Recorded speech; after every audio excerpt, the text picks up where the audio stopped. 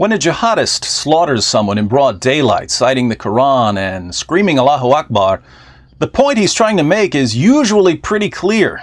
And yet, after almost every terrorist attack in the West, the media and politicians and police announce, "We're still searching for a motive." Anyone seen a motive lying around in all these strewn body parts? Earlier this week, after two jihadists butchered a British soldier named Lee Rigby on a London street while screaming Allahu Akbar, one of them wanted to make sure his motive couldn't be missed, not even by the media and politicians and police. So he stopped to clarify things for us. The only reason we have killed this man today is because Muslims are dying daily by British soldiers, and this British soldier is one. So, British soldiers are killing Muslims in Muslim lands. What does this have to do with killing Lee Rigby? We are forced by the Quran in Surah At-Tawbah, through many ayat throughout the Quran, that we must fight them as they fight us. An eye for an eye and a tooth for a tooth. That was Michael Adebolajo, a convert to Islam and a former associate of Anjum Chowdhury. He's given us two reasons for killing Rigby. One, British soldiers are killing Muslims, and two, the Quran commands Muslims to fight those who fight them. Now, his first claim is obviously correct. British soldiers are fighting at least some people who believe in Islam. But not everyone agrees with his second claim, that the Quran commands Muslims to fight those who fight them. Just ask world-renowned Quran scholar and Islamic theologian, Prime Minister David Cameron. There is nothing in Islam that justifies this truly dreadful act. Well, I can think of something in Islam that would justify the attack. It's called the Quran. In the clip we saw, Adebolajo refers specifically to Surah At-Tawbah, that's chapter 9 of the Quran, which is filled with commands to fight unbelievers. Surah 9, verse 29, fight those who do not believe in Allah.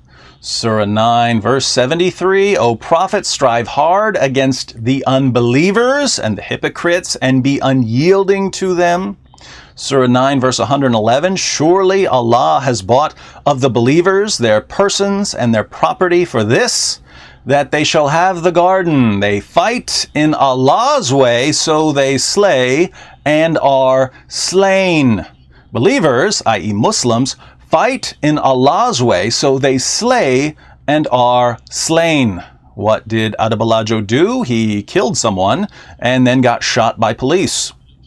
But I'm sure it had nothing to do with the Quran explicitly commanding him to kill and get killed in the very chapter he cited as his reason for killing and waiting around for police to show up and shoot him. I invite everyone to read chapter 9 of the Quran, the last major chapter that Muhammad delivered to his followers. It's basically one long call to jihad and one long condemnation of Muslims who refuse to fight unbelievers. Surah 9, verses 81 and 94 to 95 even say that Muslims who make excuses for refusing to fight the unbelievers will burn in hell, which is probably why Adebolajo said that the Quran forces him to kill. We are forced by the Quran in Surah At-Tawbah. Forced by the Quran, forced by the Quran, forced by the Quran. Prime Minister Cameron doesn't seem to understand any of this, but maybe Boris Johnson, the mayor of London, has a better grasp of jihad. It is completely wrong to blame this killing on the religion of Islam, but it is also equally wrong to try to draw any link between this murder and British foreign policy or the actions of British forces who are risking their lives abroad for the sake of freedom.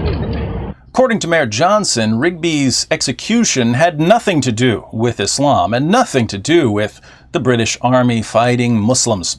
Apparently, Mayor Johnson hasn't read Surah 5, verse 33 of the Quran, which says, "The punishment of those who wage war against Allah and His Apostle and strive to make mischief in the land is only this, that they should be murdered." or crucified, or their hands and their feet should be cut off on opposite sides, or they should be imprisoned.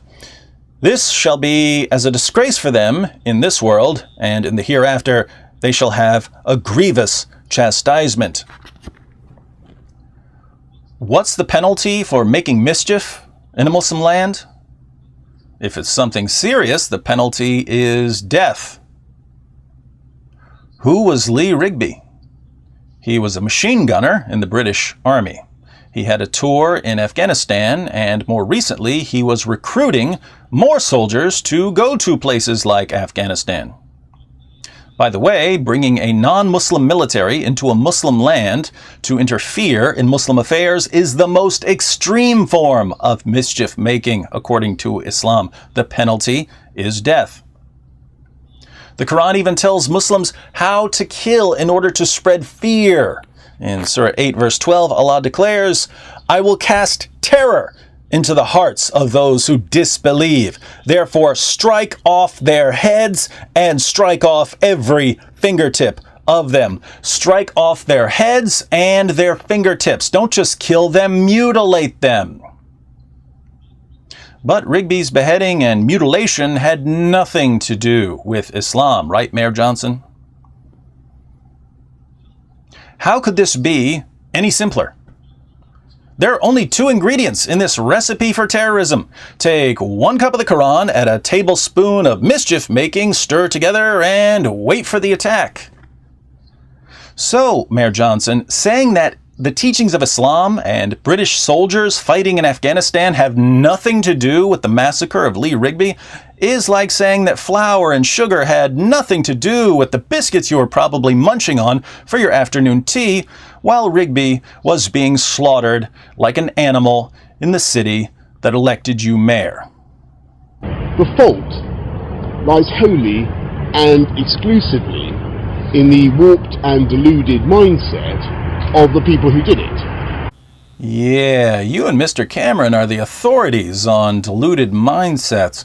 Do you guys have any strategy at all for dealing with terrorism in the UK? We will never give in to terror or terrorism in any of its forms. You'll never give in to terror? You already have, Mr. Cameron.